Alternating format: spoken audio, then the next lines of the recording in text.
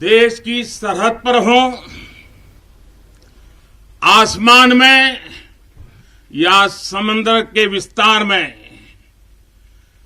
बर्फीली चोटियों पर हो या घने जंगलों में, राष्ट्र रक्षा में जुटे हर वीर बेटे बेटी, हमारी सेनाएं, बीएसएफ, आईटीबीपी, सीआईएसएफ, हर सुरक्षा बल, हमारे पुलिस के जवान, हर किसी को मैं आज दीपावली के इस पावन पर्व पर आदरपूर्वक नमन करता हूं।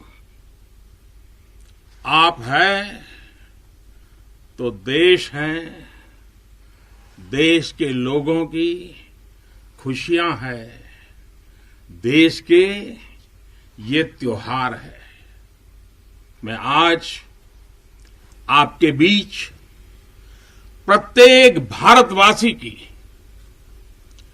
शुभकामनाएं लेकर आया हूं। आपके लिए कोटि कोटि देशवासियों का प्यार लेकर के आया हूं। हर वरिष्ठ जन का मैं आपके लिए आशीष लेकर के आया हूं। मैं आज उन वीर माताओं, बहनों और बच्चों को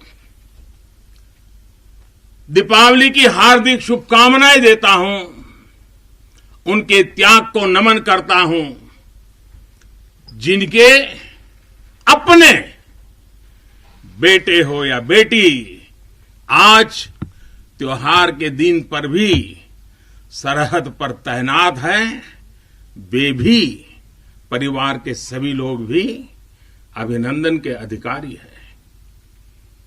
एक बार फिर दोनों मुट्ठी बंद करके पूरी ताकत से मेरे साथ बोलिए, भारत माता की, भारत माता की, भारत माता की।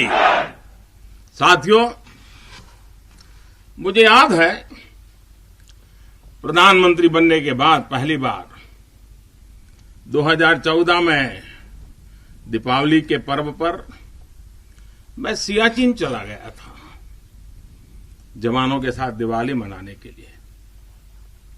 तो बहुत लोगों को थोड़ा आश्चर्य हुआ, त्योहार के दिन ये क्या प्रधानमंत्री कर रहा है। लेकिन अब तो आप भी मेरे भाव जानते हैं। अगर दिवाली के पर्व पर अपनों के बीच ही तो जाऊंगा, अपनों से दूर कहां रहूंगा। और इसलिए आज भी दीपावली के पर्व आपके बीच में आया हूं, अपनों के बीच में आया हूं।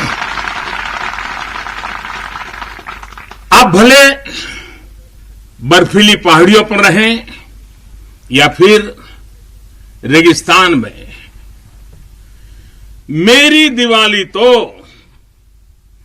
आपके बीच आकर ही पूरी होती है। आपके चेहरों की रौनक देखता हूं, आपके चेहरे की खुशियां देखता हूं, तो मुझे भी अनेक गुना खुशी हो जाती है, मेरी खुशी बढ़ जाती है। इसी खुशी के लिए, देशवासियों के उल्लास को आप तक पहुंचाने के लिए आज मैं फिर एक बार इस रेगिस्तान में आपके बीच में आया हूं। और एक बात आपके लिए, मैं त्योहार का दिन है तो थोड़ी सी मिठाई भी लेके आया हूं। लेकिन ये सिर्फ देश का प्रधानमंत्री मिठाई लेके नहीं आया है। ये मेरी ही नहीं, ये सभी देशवासियों के प्रेम और अपनेपन का स्वाद भी उसके साथ लेकर के आया हूं। इन मिठाइयों में आप देश की हर मां के हाथ की मिठास अनुभव कर सकते हैं। इस मिठाई में आप हर भाई बहन और पिता के आशीर्वाद को महसूस कर सकते हैं और इसलिए मैं आपके बीच अकेला नहीं आता। मैं अपने साथ देश का आपके प्रति प्रेम, आपके प्रति स्नेह और आपके लिए आशीर्वाद भी साथ लेकर के आता हूं। और साथियों, आज यहां लोंगेवाला की इस पोस्ट पर तो देश भर की नजरें भी आप पर है। मां भारती के लाडलों, मेरी इन बेटियां, मेरे देश की गौरव देने वाली बेटियां जो मेरे सामने बैठी हैं, उन पर देश की नजर है। मुझे लगता है कि देश की सरहद पर अगर किसी एक पोस्ट का नाम देश के सबसे ज्यादा लोगों को याद होगा, अनेक पीढ़ियों को याद होगा, तो उस पोस्ट का नाम है लोंगेवाला पोस्ट। हर किसी की जुबान पर है। एक ऐसी पोस्ट जहां गर्मियों में तापमान 50 डिग्री को छूता है तो सर्दियों में शून्य से नीचे चला जाता है। और मई जून में ये बालू जिस प्रकार से आती हैं, एक दूसरे का चेहरा भी नहीं देख पाते। इस पोस्ट पर आपके साथियों ने शौर्य की एक ऐसी गाथा लिख दी है जो आज भी हर भारतीय के दिल को जोश से भर देती है। लोंगेवाला का नाम लेते ही हृदय की गहराई से, मन मंदिर से यही प्रकट होता है, जो बोले सो निहाल, सत श्री अकाल। ये जयकारा कानों में गूंजने लगता है।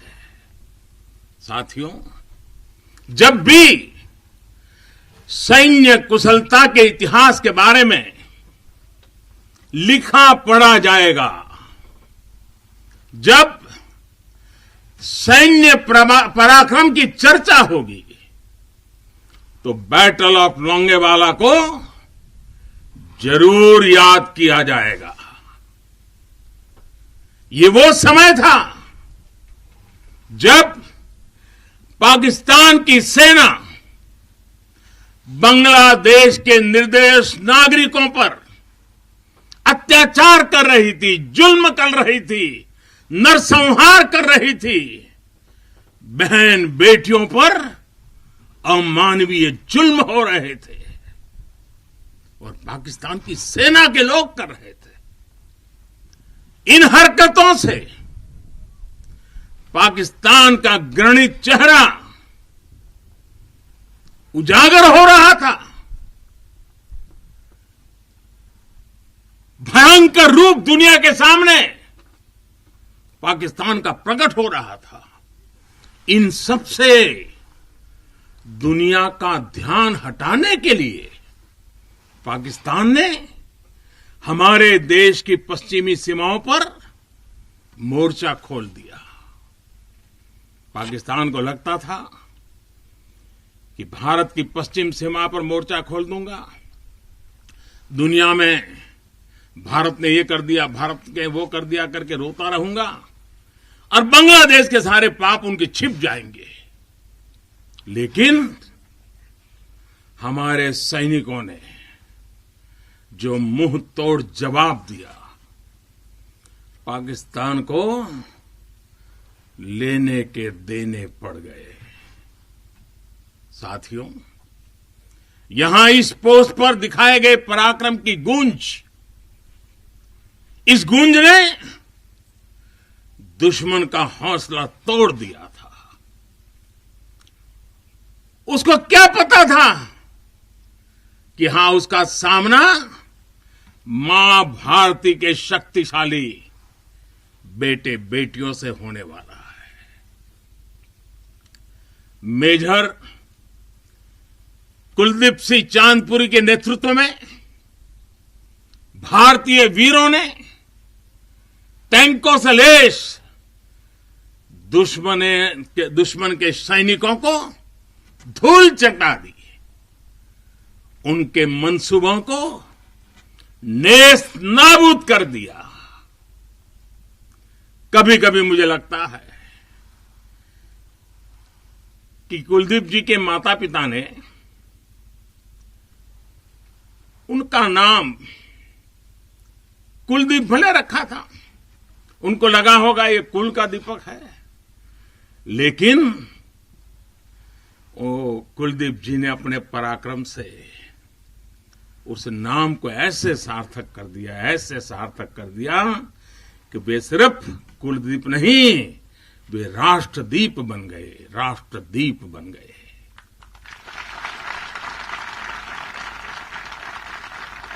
साथियों, लोंगेवाला का वह ऐतिहासिक युद्ध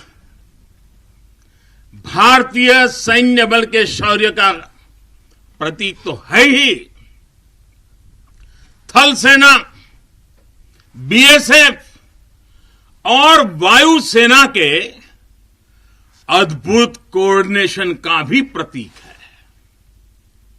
इस लड़ाई ने दिखाया है कि भारत की संगठित सैन्य शक्ति के सामने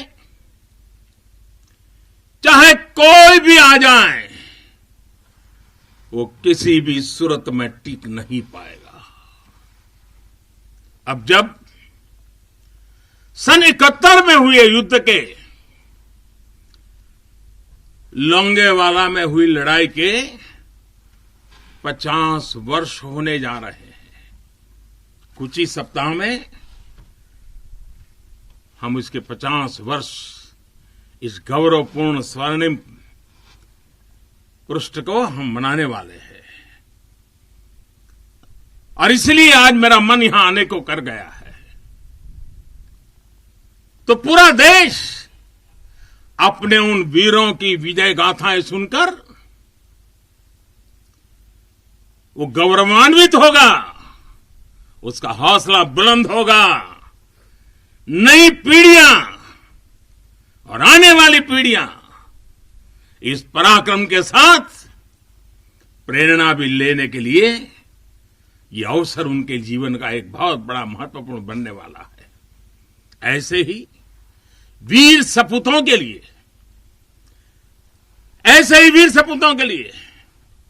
राजस्थान की भूमि के ही एक कवि नारायण सिंह भाटी ने लिखा है, और यहीं की बोलचाल की भाषा में लिखा है। उन्होंने लिखा है, इन जैसे घर इन जैसे गगन, इन जैसे घर इन जैसे गगन, इन जैसे सह इतिहास, इन जैसी सह पीढ़ियां, प्राची तणे प्रकाश, प्राची तणे प्रकाश। यानी अपने वीर सपूतों के बलिदानों पर ये धरती गर्व करती है, आसमान गर्व करता है और संपूर्ण इतिहास गर्व करता है। जब जब सूर्य का प्रकाश इस धरती पर अंधकार को भगाने के लिए अवतरित होगा, आने वाली पीढ़ियां इस बलिदान पर गर्व करती रहेगी। साथियों, हिमालय की बुलंदियां हो, रेगिस्तान में बालू के ढेर हो, घने जंगल हो या फिर समंदर की गहराई हो, हर चुनौती पर हमेशा आपकी वीरता हर चुनौती पर भारी पड़ी है। आप में से अनेक साथी अगर आज यहां रेगिस्तान में डटे हैं तो आपको हिमालय की ऊंचाइयों का भी अनुभव है। स्थिति परिस्थिति कोई भी हो, आपका पराक्रम, आपका शौर्य अतुलनीय है। इसी का असर है कि आज दुश्मन भी ये एहसास है कि भारत के जांबाजों की कोई बराबरी नहीं है। आपके इसी शौर्य को नमन करते हुए आज भारत के 130 करोड़ देशवासी आपके साथ मजबूती से खड़े हैं। आज हर भारतवासी को अपने सैनिकों की ताकत और शौर्य पर गर्व है। उन्हें आपकी अजेयता पर, आपके अपराजेयता पर गर्व है। दुनिया की कोई भी ताकत हमारे वीर जवानों को देश की सीमा की सुरक्षा करने से न रोक सकता है, न टोक भी सकता है। साथियों, दुनिया का इतिहास हमें ये बताता है कि केवल वही राष्ट्र सुरक्षित रहे हैं, वही राष्ट्र आगे बढ़े हैं जिनके भीतर आक्रांताओं का मुकाबला करने की क्षमता थी। अगर आज का दृश्य देखें, भले ही इंटरनेशनल कोऑपरेशन कितना ही आगे क्यों न आ गया हो, समीकरण कितने ही बदल क्यों न गए हो, लेकिन हम कभी नहीं भूल सकते कि सतर्कता ही सुरक्षा की राह है। सजगता ही सुख चैन का संबल है। सामर्थ्य ही विजय का विश्वास है। सक्षमता से ही शांति का पुरस्कार है। भारत आज सुरक्षित है क्योंकि भारत के पास अपनी सुरक्षा करने की शक्ति है। भारत के पास आप जैसे वीर बेटे बेटियां हैं। साथियों, जब भी जरूरत पड़ी है, भारत ने दुनिया को दिखाया है कि उसके पास ताकत भी है और सही जवाब देने की राजनीतिक इच्छा शक्ति भी है। हमारी सैन्य ताकत, उसने आज हमारे नेगोशिएटिंग पावर को भी अनेक गुना बढ़ा दिया है। उनके पराक्रम से बढ़ा है, उनकी संकल्प शक्ति से बढ़ा है। आज भारत आतंकियों को, आतंक के आकाओं को घर में घुस करके मारता है। आज दुनिया ये जान रही है, समझ रही है कि ये देश अपने हित से किसी भी कीमत पर रत्ती भर भी समझौता करने वाला नहीं है। भारत का ये रुतबा, ये कद आपकी शक्ति और आपके पराक्रम के कारण ही है। आपने देश को सुरक्षित किया हुआ है, इसलिए आज भारत वैश्विक मंचों पर प्रखरता के साथ अपनी बात रखता है। साथियों, आज पूरा विश्व विस्तारवादी ताकतों से परेशान है। विस्तारवाद एक तरह से मानसिक विकृति है और 18वीं शताब्दी की सोच को दर्शाता है। इस सोच के खिलाफ भी भारत प्रखर आवाज बढ़ रहा है। साथियों, आज भारत बहुत तेजी के साथ अपने डिफेंस सेक्टर को आत्मनिर्भर बनाने की तरफ बहुत तेजी से कदम उठा रहा है, आगे बढ़ रहा है।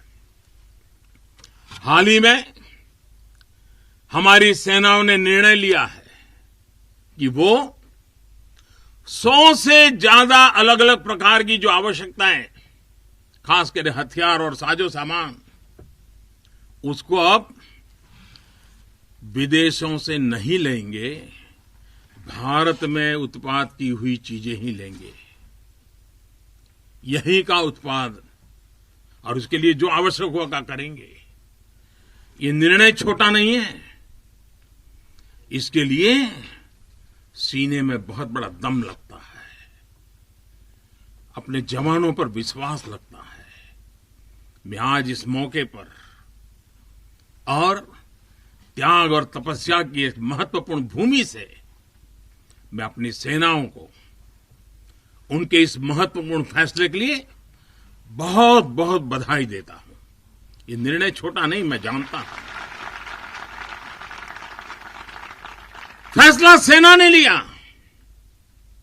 आत्मनिर्भर भारत का एक बहुत बड़ा हौसला बढ़ाने वाला निर्णय लिया। लेकिन सेना के इस फैसले से देशवासियों में भी, 130 करोड़ देशवासियों में ऐसा मैसेज चला गया, सब दूर चला गया। और वो मैसेज क्या गया? लोकल के लिए वोकल होने का। सेना के एक निर्णय ने 130 करोड़ देशवासियों को लोकल के लिए वोकल होने की प्रेरणा दी। मैं आज देश के नौजवानों से, देश की सेनाओं से, सुरक्षा बलों से, पैरामेडिकल फोर्सेस से एक के बाद एक इस प्रकार निर्णयों के अनुकूल भारत में भी मेरे देश के युवा ऐसी ऐसी चीजों का निर्माण करेंगे, ऐसी ऐसी चीजें बना करके लाएंगे। हमारे सेना के जवानों की, हमारे सुरक्षा बल के जवानों की ताकत भी बढ़ेगी। हाल के दिनों में अनेक स्टार्टअप्स सेनाओं की जरूरतों को पूरा करने के लिए आगे आए हैं। डिफेंस सेक्टर में नौजवानों के नए स्टार्टअप्स देश को आत्मनिर्भरता के मामले में और तेजी से आगे ले जाएंगे। साथियों, रक्षा क्षेत्र में आत्मनिर्भर भारत देश के बढ़ते हुए सामर्थ्य का लक्ष्य है। सरहद पर शांति।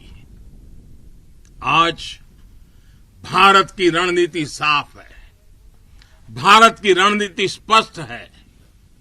आज का भारत समझने और समझाने की नीति पर विश्वास करता है, समझने की भी और समझाने की भी। लेकिन अगर हमें आजमाने की कोशिश की, फिर तो जवाब भी उतना ही प्रचंड मिलेगा।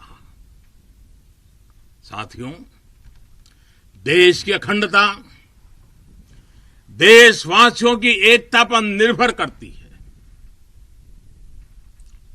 शांति, एकता, सद्भावना देश के भीतर देश की अखंडता को ऊर्जा देती है।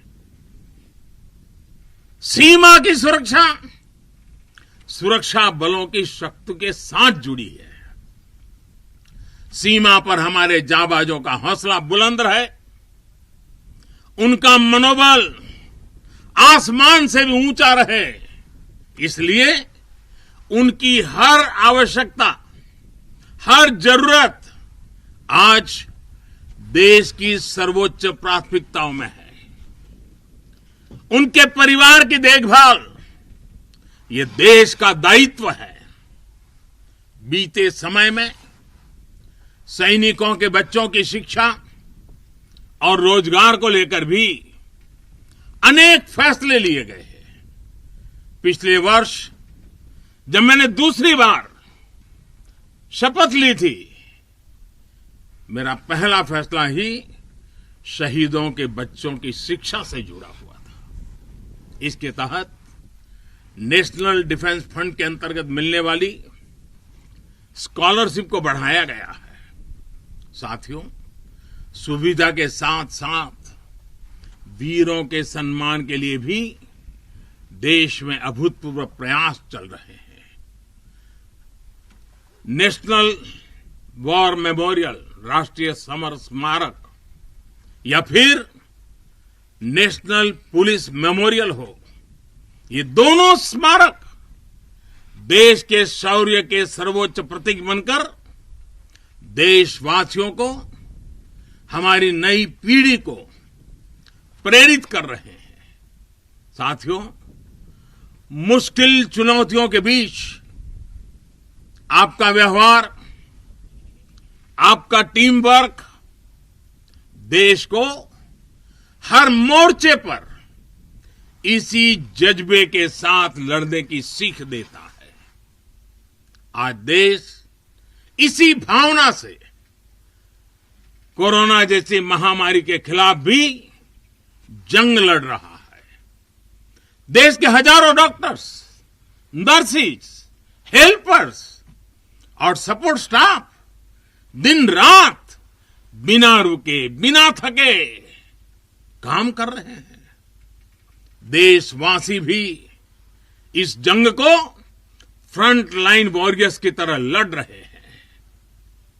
इतने महीनों से हमारे देशवासी पूरे अनुशासन का पालन कर रहे हैं, मास्क जैसी सावधानियों का पालन कर रहे हैं और अपने और अपनों के जीवन की भी रक्षा कर रहे हैं। लेकिन हमें यह भी एहसास है कि अगर हमें मास्क पहनने में ही इतनी तकलीफ होती है, तो आपके लिए ये सुरक्षा जैकेट्स न जाने आपके शरीर पर कितनी चीजें आपको लादनी पड़ती हैं। इतना सब कुछ पहनना कितना कठिन होता होगा। आपके इस त्याग से देश अनुशासन भी सीख रहा है और सेवा धर्म का पालन भी कर रहा है। साथियों, सीमा पर रहकर आप जो त्याग करते हैं, तपस्या करते हैं, वो देश में एक विश्वास का वातावरण बनाता है। हर हिंदुस्तानी के अंदर एक नया कॉन्फिडेंस लेवल लाता है। ये विश्वास होता है कि मिलकर बड़ी से बड़ी चुनौती का मुकाबला किया जा सकता है। आपसे मिली इसी प्रेरणा से देश महामारी के इस कठिन समय में अपने हर नागरिक के जीवन की रक्षा में जुटा हुआ है। इतने महीनों से देश अपने 80 करोड़ से ज्यादा नागरिकों के भोजन की व्यवस्था कर रहा है, लेकिन इसके साथ ही देश अर्थव्यवस्था को फिर से एक बार गति देने का भी पूरे हौसले से प्रयास कर रहा है। देशवासियों के इसी हौसले का परिणाम है कि आज कई सेक्टर्स में फिर से रिकॉर्ड रिकवरी और ग्रोथ दिख रहा है। ये अलग अलग प्रकार की सब लड़ाइयां, ये सब सफलताएं, इनका श्रेय सीमा पर डटे हमारे जवानों को जाता है, आपको जाता है। साथियों, हर बार, हर त्योहार में जब भी मैं आपके बीच आता हूं, जितना समय आप सबके बीच बिताता हूं, जितना आपके सुख दुख में शामिल होता हूं, राष्ट्र रक्षा का, राष्ट्र सेवा का मेरा संकल्प उतना ही मजबूत होता है।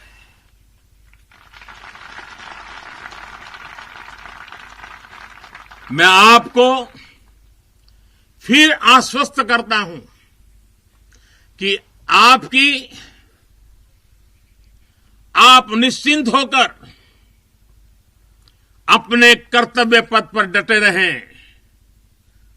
प्रत्येक देशवासी आपके साथ है।